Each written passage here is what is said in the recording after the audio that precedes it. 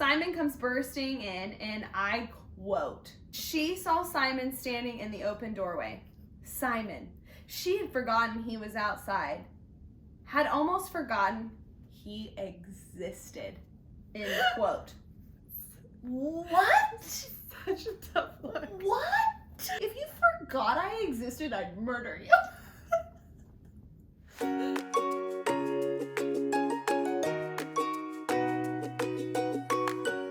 Okay, part 2. Easy is the descent. So we just found out from Hodge's point of view, he tells Clary that her mom was a part of the circle. She was married to Valentine, and he was also in the circle. So that's where we end part 1. Part 2 starts with easy is the descent. So, easy is the descent, obviously, further going into our theme of down the rabbit hole, through the looking glass. That idea of going down into hell.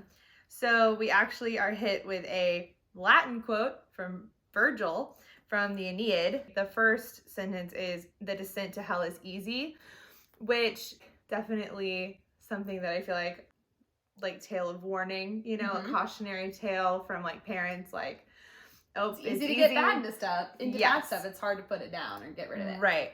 So the whole quote, I don't know Latin, but I have the translation. So, "The way downward is easy from Avernus," which is a lake in Italy. "Black as door stands, open day and night, very inviting.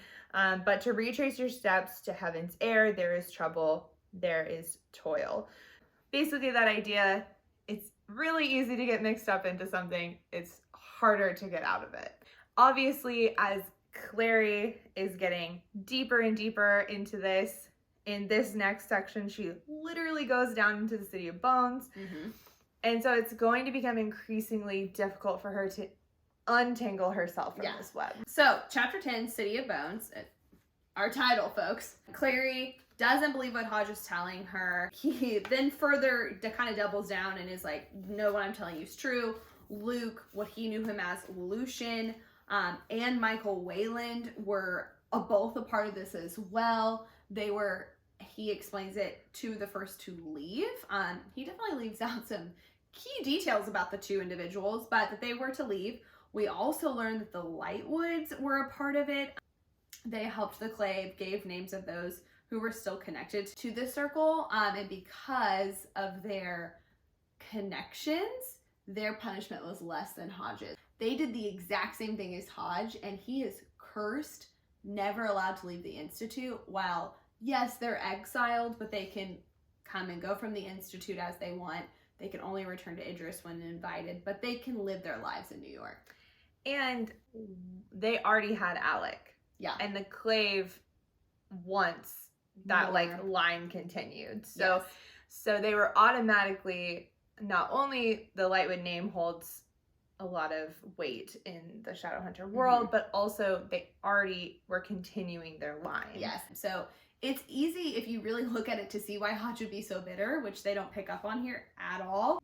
But then they kind of go into, but why would Valentine actually want the cup? So this is where they have a lot of back and forth, but essentially learned that he had the idea of having children drink from the cup. So the cup allows you to make more shadow hunters, but we learned here that only 20% actually make it through the ascension. So with that, that's obviously 80% don't. So Valentine didn't care about those casualties. For him, it was about, why are we the only ones? We should pass this on. Those who can't have it, it's fine. Clary can't believe that he would do this to children, and quote, Hodge says, "He would have sacrificed his own son for the cause and could not understand how anyone else would not." So heavy foreshadowing here. Not the only son he's willing to sacrifice. Yes, he is actually follows through and does sacrifice his son, which is truly, truly wild. Like, oof, that part just gives me chills thinking about it. Okay.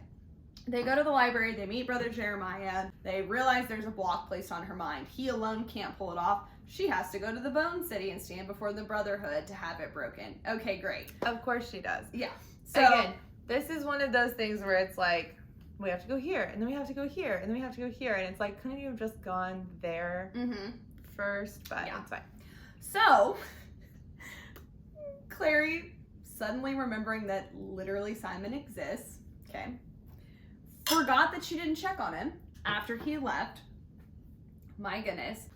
Anyways, they have some banter back and forth. They finally reach the Silent City. When the Silent Brothers start to remove the spell, she does see a few flashes in her head. She sees like her mom holding the box that has the initials JC on it that she believes is her father's initials. She sees Luke when he first finds her mom when she's a little kid, and she sees the words Magnus Bane on her eyelids before she wakes up. So incredible. What's Magnus Bane? We learned Magnus Bane is not a thing, it's a person. We learned that he is a warlock, and he is the one who placed this block in her mind and the only one who can remove it. We love him. I love Magnus. I love Magnus too.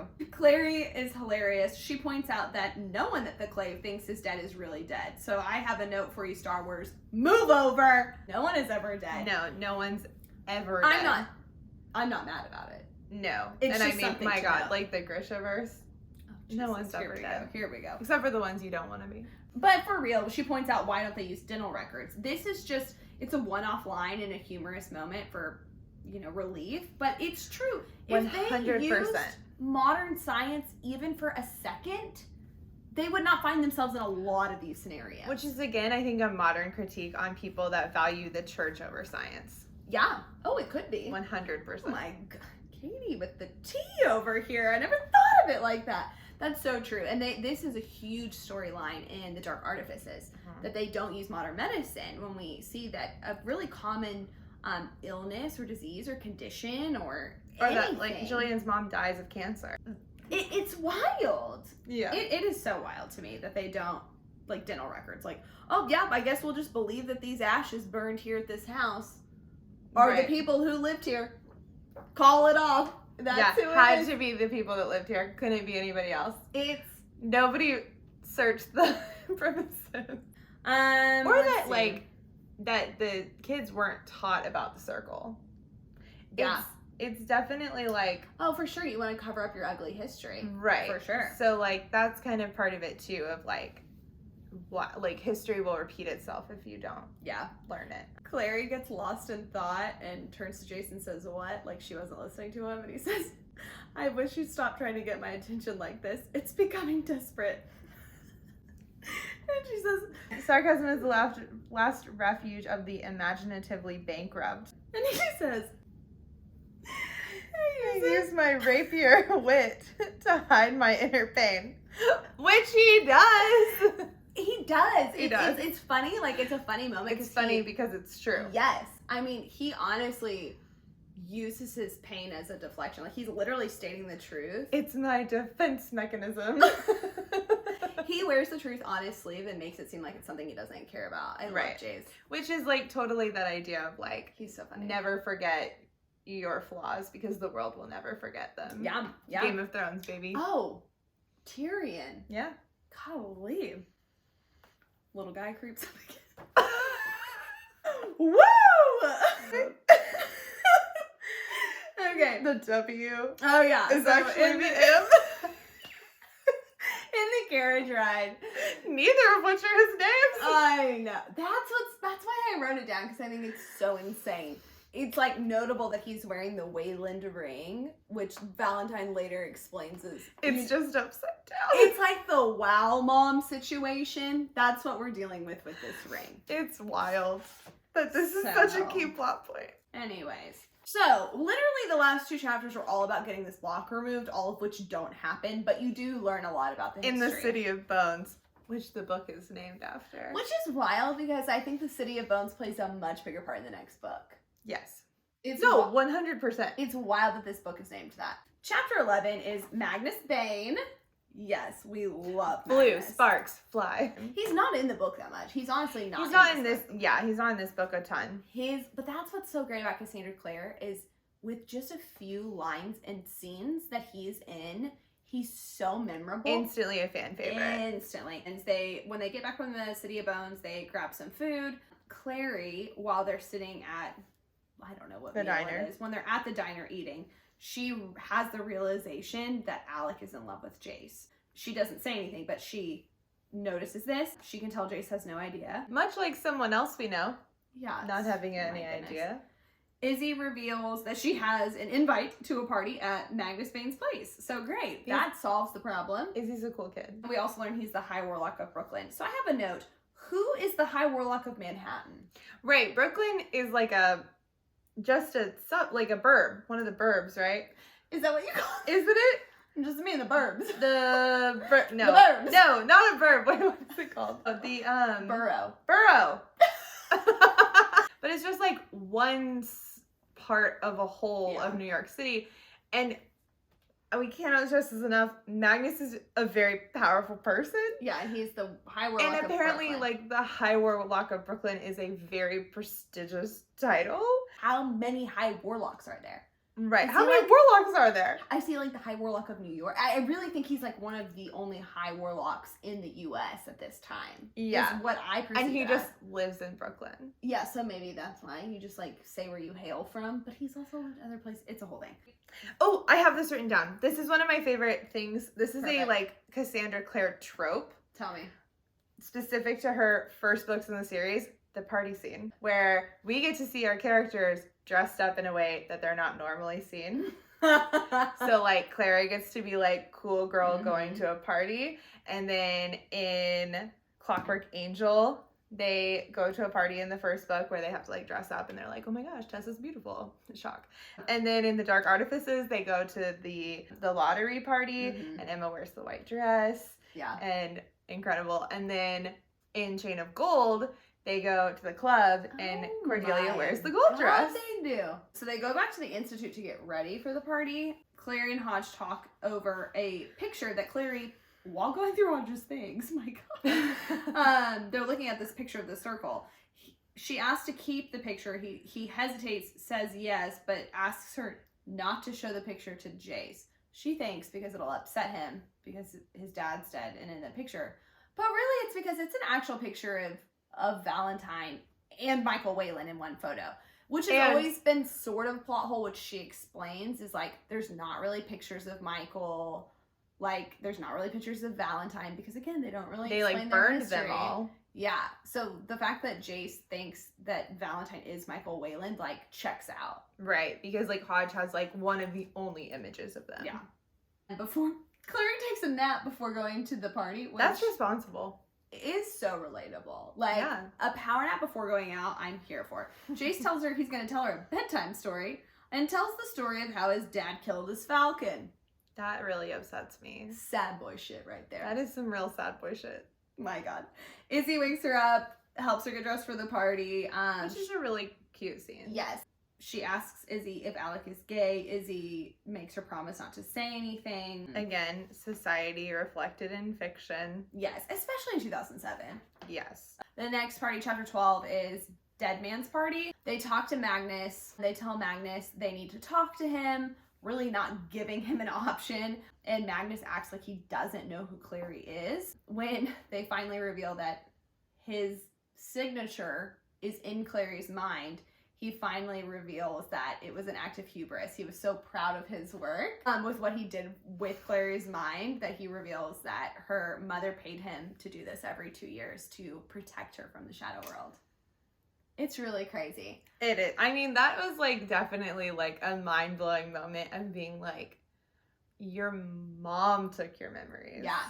So it begs the question though, your mother who loves you and wants the best for you, like, why would she do that? So he goes into that in the next chapter, and I really like what he has to say. So the next chapter is the memory of Whiteness. Magnus informs them that taking the spell off is too dangerous. It'll just fade with time on its own. So basically everything our characters have been doing the last couple of chapters do not come to fruition. It's so wild. But he's like, but here, I'm going to give you a gift that all other shadow hunters get. I'm going to let you like touch the Book of the Grey and like soak up some of these ruins. And it's almost like when you're exposed to runes as a shadow hunter, like you're soaking up some of their power and knowledge.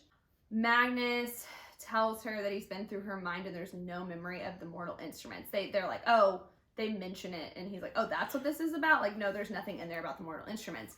And she's like, mortal instruments? I thought we were just talking about this cup. So he explains that the angel gave 3 items: the cup, the sword, and the mirror. The Silent Brothers have the sword. That will come up, obviously, again in the next book. No one knows where the mirror is. The third book. And the cup what they believe has been destroyed already. So Which the cup is the most important in this book. yes. So leaving Magnus's room, Magnus leaves Clary with kind of some parting, intriguing thoughts about her mother. And he says, keep in mind that when your mother fled from the shadow world, it wasn't the monster she was hiding from. It was them, the shadow hunters. And I just get chills thinking about that. I know. Because knowing what we know about Magnus's past, just the things he has endured from shadow hunters, and yet still gives them chances. He's acting like he's not giving them a chance, but he does. And he has been through so much that it would be totally warranted if he was like, I hate shadow hunters, I want to get rid of them. Yeah. Here we go again. Quote, a rush of guilty concern hit Clary. She'd forgotten about Simon. And what happened?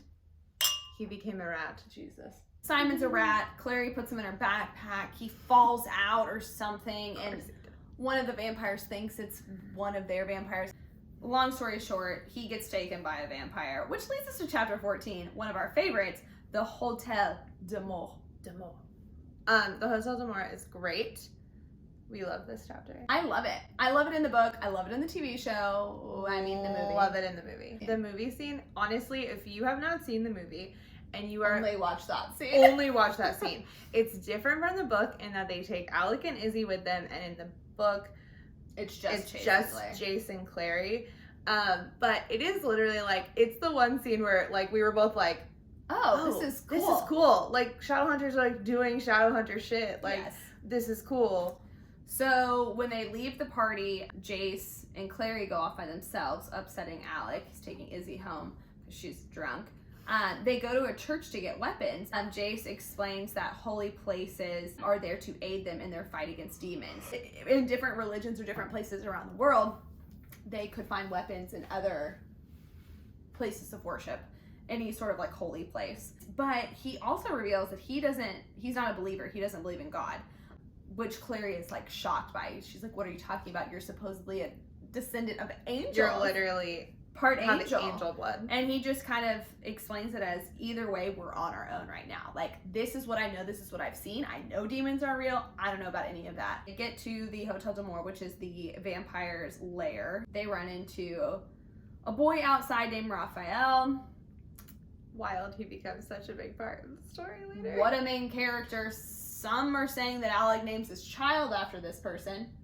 They break into the hotel. Jace realizes that Raphael is actually a vampire, throws a knife at his heart, misses because Raphael's fast. He's a vampire, moves out of the way. They sort of take him as a hostage. They realize he's the one who's in charge when their leader, it's Camille, right? Yeah, she's gone. She's out of town. He's the ruler in her stead. They try to do an exchange with Simon. Somehow Simon bites Raphael to get away from him. Clary gets Simon. He's still a rat at this point. Anyways, all this back and forth is going on, and they're like, she's like, this is a situation. And Jace is like, no, it's not. To get out, they make him swear, that Jace makes him swear on the angel, which we learn is a very, you cannot break your oath when you swear on the angel, that he won't ever harm Raphael. Yes. Which is super interesting. He's so upset that he has to make this vow. It's an unbreakable vow. Yes. Oh yeah, that's a good way to describe it. And then the glass breaks out and all of a sudden werewolves are storming in. And Jace declares, now this is a situation. Hilarious. It's so funny. It's so funny. It's so funny. You didn't want to cheers all the way there? I'm just really excited to get to High and Dry, chapter 15. High and Dry is a fast chapter. The wolves reveal they're not there for blood from the vampires. They're there for the girl, Clary. She and Jace believe that Valentine has sent them. She hurts one of the wolves. She almost kills one of them, but luckily she misses because we do find out that it is Luke's pack. They escape to the rooftop. They get on a bike, and luckily it's one of the flying motorcycles, which Jace reveals he did not know if it would fly or not. But why else would it be on the roof? Okay, that's actually a great point. How else would it get there? Right. You're right. Cancel everything. It's not as bad as marking Clary without knowing that she's a shadow hunter. Chapter 16, Falling Angels. The sun starts to come up. The bikes run on demonic energy, so when the sun comes up, they crash. When they land, Simon is turned back into a human. Yay! Yeah. They make their way back to the Institute. Hodge is very mad at them when they get back. Alec confronts Clary alone in the hall. He's at this point desperate, seeing how different Jace is around her, telling her to go home. It's so sad because he's horrible to Clary. She's horrible back to him. He's horrible because he's heartbroken. Like it's just no one wins. Everyone loses in this interaction. He literally thrusts her up against a wall by her neck and has her pinned up against the wall. And we're told multiple times, like, that Alec is, like, really tall and, like, lean but muscular. Like, Clary's, like, 5'2". Mm-hmm. Clary throws back in his face that he's never killed a demon. He's devastated knowing that Jace told her this. And she tells him if he were honest, he would have to admit that he's in love with Jace. And that's when he loses it and throws her up against the wall. And swearing on the angel, if she tells anyone, he will kill her. And we just established how important that is. How important, like, swearing on the angel is. Like, I didn't realize that until I was rereading. Like, that's huge. I know. And like, it makes... she's wrong, he's wrong. Like, but it makes everyone loses. Again, Alec is a curmudgeon. And not only that, like, he's so terrified of this secret. I know. That it's making him act, like, in a way that later we realize is so out of character. So out of character. He is one of the most compassionate characters. And composed. Okay, so they're back in the Institute after all of this. Simon comes to Clary's room. He falls asleep on her bed. Jace shows up at her door and invites her to go to the greenhouse to celebrate her birthday because the next day is her birthday. Okay, so the next chapter is the Midnight Flower, which I don't want to sidetrack us too much. Like, I probably don't want to go all the way with you. Okay, but the imagery that comes to mind with a flower blooming is so sexual. It's so sexual. I didn't write the book. And, like, blooming, a flower blooming. I'm just reporting the facts. Okay, so Midnight Flower. Blossoms just for 1 hour. They flirt, they eat their little picnic, they discuss Jace's sad boy shit, all of his life stories. At midnight, the flowers bloom, things are opening up, they're glowing. I mean, you're not wrong, the symbolism is there. I know. It's her 16th birthday. Oh my gosh. He wishes her a happy birthday, gives her a witch light as a present, very thoughtful. All shadow hunters have. They decide it's time to go back, but oh no, she trips, almost steps on something, bumps into him, turns around. Oh my god, they're kissing! Incredible. Oh my god. Kiss! Katie's note. Clace. Kiss. Clace. Kiss. Again. You know I have no qualms when that happens at the end of this book. So then they decide to go back. They're walking down the hallway. When they get to her door, more flirting is happening. They kiss again. Then, almost like they forgot he existed, Simon opens the door. Now, what follows is an iconic stretch of lines from Jace. He says, and I quote, "In future, Clarissa," the full name, "it might be wise to mention that you already have a man in your bed to avoid such tedious situations." Simon, "You invited him to bed? Ridiculous, isn't it? We never would have all fit." I cannot state this enough. Jace, Waylon Lightwood, Herringdale Morningstar, is the funniest literature character of all time. So funny. You're almost done with your alcohol, but I am. So freaking funny.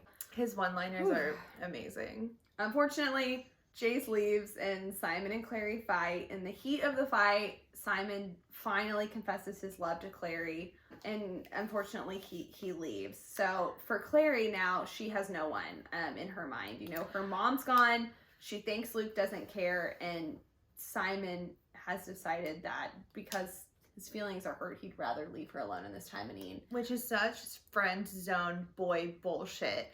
Which is fine, whatever. He comes around. Yes. But I think he's allowed to have a moment. It just sucks that his moment comes at a time where, like, she needed a friend more than ever. Her entire world has just turned upside down. She forgets about him literally the whole book, and the fact that he leaves her for 12 hours. It's like, can he not be the selfish one for 12 hours? Her mom is missing. They're both wrong in this situation. It's not a Simon good look is 100% for either more of them. wrong. I just But- try to see his side of it. Like, Fine. when someone doesn't return your love, you're I gonna lash out. It's just what we would all do. that's fine. Whatever He you still say, I'm sucks. gonna cut. Um, She pulls out the drawing she did of Jace earlier after she first saw him and thinks about his wings and that they look like feathers, and she's like touching her painting and actually her drawing feels the feathers. But she kind of has this thought, like, could a Rune bring a picture to life? And she draws the cup and pulls it out. Cue, finally, chapter 18, the moral cup. We start with, that's right, folks, Jace's point of view. Jace's point of view, it's been forever. It's wild because I feel like we know him so well at this point, but we haven't heard anything from his point of view. Yeah. He just seems like he says everything on his mind. Yes. That you But- don't realize that he actually is Such a sad boy. such a sad boy. Yeah, no, like literally like after the midnight flower, Yeah. you like, it's kind of easy to think like, oh, he's probably just like pissed because Simon was there, and then you like get his point of view and he's like devastated. He's devastated. Also, I hate to bring this up because I love Jace, but, and I don't even think it's his fault. The trope, it's like his very first POV, right? Like we're on like page 2 of his point of view. And he thinks about how beautiful Clary is. And he thinks about that Izzy's beautiful, but Clary's also beautiful. And he's like, maybe, but she doesn't know it. And maybe that's why.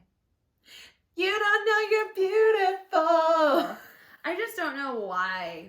Why that's such a trope. Like, oh, it's really attractive that she doesn't think she's pretty, that she doesn't have self-confidence. Like, okay, 2007, I'll buy it. This is not a 2021 trope that I can get behind. So No. he hears a knock on her door. It's Clary. She's holding a cup. And he's like, I'm in my jammies. And she's like, Jace, I think I know where the mortal cup is. I think it's in the tarot card my mom painted. Does she get a cup out? Yeah. Oh, it is a cup. Yeah, she pulls the mug out. She's like, do you know what this is? And he's like, yeah, Oh, it's a coffee mug. Yes, okay. And she's like, yeah, I did this. So he thinks that this Rune and this power that she has revealed that they know nothing about, this is not a normal Rune, is something that her mom taught her and that she's forgotten in her memories. So they easily explain away this power of hers. Like it's not something this is clearly something your mom figured out from maybe a different book of power. But we later find out she honestly can create runes, which her mom clearly has because Valentine injected her with these experiments of angel blood. It impacted Jocelyn as well as Clary, but Clary's powers because she was a fetus. She obviously got more. I hated that. A fetus. They loop Hodgin, a mistake. Wrong. He thinks that sending Clary and the rest of the teens makes the most sense. Yeah, go ahead and send them to Dorothea's because as they explain it, Dorothea trusts Clary, which no, she doesn't, but she knows Dorothea. Dorothea's literally like a hideout away from the clave. Yeah, And they're like, cool. It's chill. If we send the clave, like, it will blow up in our faces. We won't be able to find it. So we're not going to tell the clave. Now, here's where this is a tough buy-in for me. Sure, I'll take it, but this is high priority, okay? The Mortal Cup is not just anything. They can't just be getting on the subway with the Mortal Cup. They need a car. They need a ride.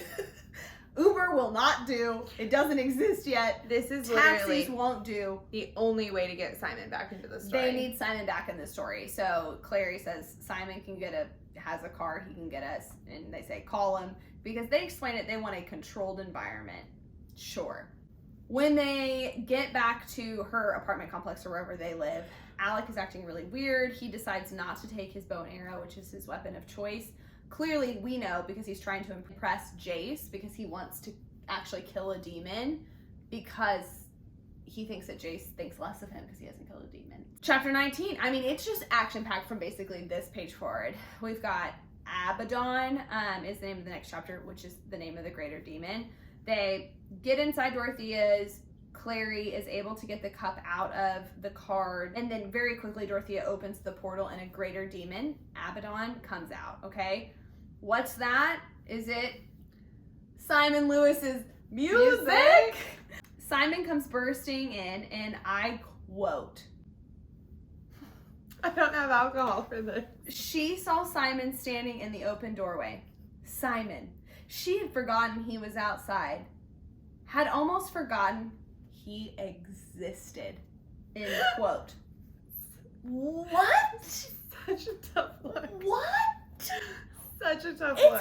like unnecessary for that last line. I don't know why that last line's in there. Almost as though she'd forgotten he existed.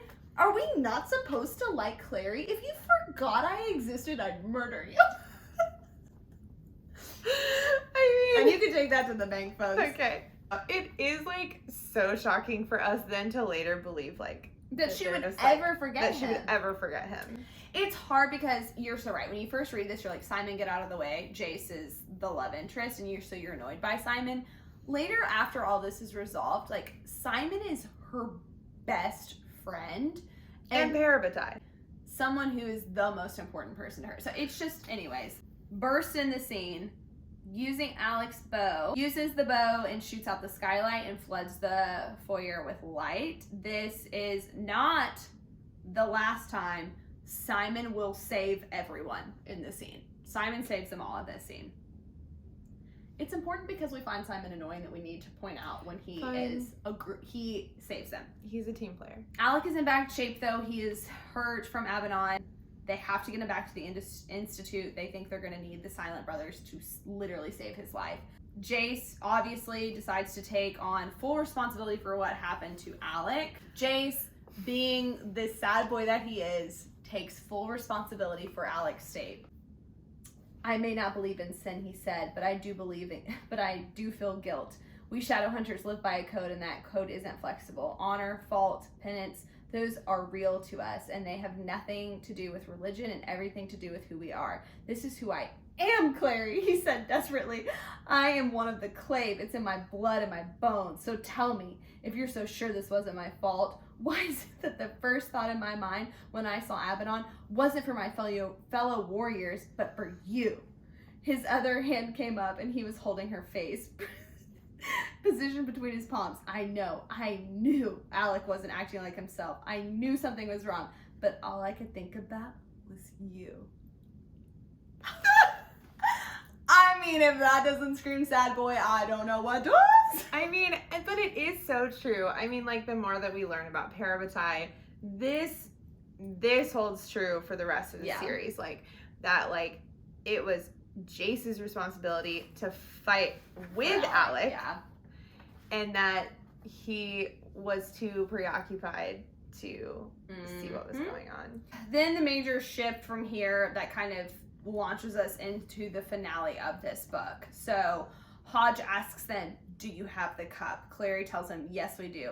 Hodge then declares Jace looks so much like his father and turns it 3 times. We find out he's working with Valentine, that he hates the Clave because they cursed him so that he can't leave the Institute. There's like, Clary gets knocked to the ground. She doesn't really see what's going on. Something happens. Jace gets knocked out. And then when Hodge messes with his ring, it creates like this shimmery doorway appears, a portal into the Institute. The rules of how that's possible, fine, I'll overlook it at this point. Fuzzy. In walks Valentine. He's there, folks. We finally meet him in person. With how many name drops we get, it's actually crazy that we just now meet him. He does lift the curse off of Hodge, which is what you find out Hodge's motivation for helping Valentine. He tells Hodge that Jace will be with his father soon, and picks Jace up and turns and takes him back through the portal. Wild. Which sounds like he's gonna murder him. Okay, so chapter 20, this is the last chapter in part 2. Hodge, Clary's on the ground. She's obviously distraught, realizing Hodge has betrayed them. Hodge writes a letter to someone. We find out later it was actually to a last-ditch effort to try to save Alec, who is dying, and we find out he hasn't contacted anybody yet. And he tells her Valentine did not kill Jace's father. Interesting. What could it mean? But Hodge does have a great quote that I really like. All of this angelic heritage has given us is a longer distance to fall. I just love the idea. Oh, which the imagery of descent, falling downward, like they just think they're so holy and so pure, and like the higher you lift yourself up, the harder the fall. Especially like, even though they are descended of angels with angel blood, they're men. Yes. Like, they're still humans. Mm-hmm. So Hodge is able to leave because the curse is lifted. Clary follows him, corners him outside. Anyways, a wolf shows up, but Hodge's weapon comes back, stabs the wolf, hurts Clary. A bunch of stuff's happening. Hodge is injured. Clary blacks out. A lot's going on. Boom. Blackout. That's the end of part 2. So stay tuned. Like, comment, subscribe if those are things you want to do. Follow us on Instagram. We want to dive into all of the existing content and predict future things. So leave us a comment, all the things you want to talk about. And this is Kristen and Katie Reed. Thanks. Bye.